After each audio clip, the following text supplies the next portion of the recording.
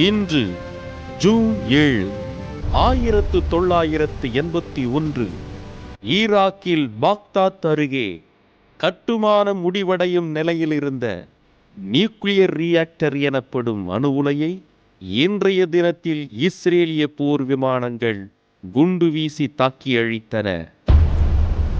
1946 இத்தாலியின் பொது வாக்கெடுப்பில் மக்கள் முடியாட்சிக்கு எதிராக வாக்களித்ததைத் தொடர்ந்து இத்தாலி எங்கும் இன்று கலவரம் மூண்டது.